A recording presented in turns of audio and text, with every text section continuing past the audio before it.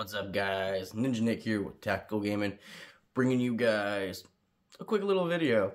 So, a coworker of mine was asking me a question about their gun, and they were having feeding issues, right, with their AR-15. So, with an AR-15, there could be several reasons to why your AR is not feeding properly, okay? So I have my two here. I have my short boy. So do check nothing. Okay. We'll do the long boy. Okay. Okay. Nothing. So how to know and what steps you should go through. So one of the easiest steps is first check to see if you have an adjustable or non-adjustable gas block on your gun. Okay. So, how you know if yours is adjustable or non-adjustable is first you gotta find your gas block, which is on this one, it's located right here, because this is the 10.5, so it's gonna be located more in the front. When it comes to the longer guns, like this one, it's more of in the middle. So it's gonna be located right about here, okay? Now, also, there's two spots on it that will be where you can actually make said adjustments, and you will need an Allen key, pretty decently thin one. Now, if it's adjustable, you'll either have it in the front of the gas block, and or it'll be on the side of the gas block, okay? So when it comes to actually fixing it, what you're going to want to do is counterclockwise, open it all the way up, right?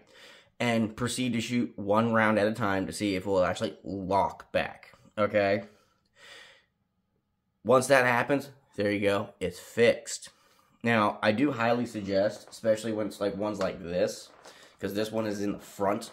This one's in the front of it, not on the sides of it, so you'd actually have to take the whole rail off. So, keep that in mind. And then make sure you have ammo and everything else so that while you're making your adjustments, okay? Now, if that's not an issue, right, you sit there, do your gas block thing, and it's still failure to feed, then it might be a mag issue. Maybe like a spring in your mag has gone bad and it's just not feeding it properly, okay? That's a cheaper, I don't know, roughly about the same price, considering it also might be your buffer tube. So, what a lot of people who have AR-15s don't know is in this thing right here, right? This is a tube. This is called the buffer tube, okay? So in here, right in the back end of this is, actually, you know what? I'll just show you. It's a little bit easier than explaining. I'll show you with the smaller one, because it's a lot easier just to do that one than that one. But, so back end of it, right, is this, the buffer tube, okay? Every AR has one. Now, you can switch these out. It's really easy, okay? Now, you gotta be careful, because there are parts that you can lose, so keep that in mind. So, there's gonna be a little pin right there, you can see it, that holds your buffer tube in. So, if you're having a failure to feed, that means that, because your buffer tube is what also spring forwards your bolt, okay? So your bolt shoots, it reciprocates by using the gas, pushes the bolt back, pushes your buffer tube down, right? Now, if you're having an issue, it means that either your buffer tube is too heavy and or too light. And or it also could be your ammo, where if you're not very experienced in handguns or guns in general, it would be good to learn a little bit here and there, because when you get an AR, you can get a good one that's just perfectly straight out the box and or perfect from the way you build it, depending on how you go about your business, right? But these are adult Legos. They quite literally are. But when it comes to it, it's quite easy just to know.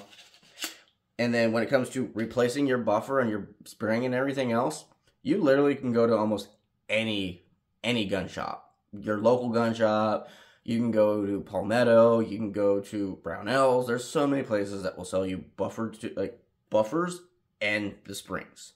And that also will be a thing for you. So you might need to try a lighter buffer tube and or a heavier one. Like this one is the one that came with my gun, and the spring is really good, and the buffer itself is decently heavy.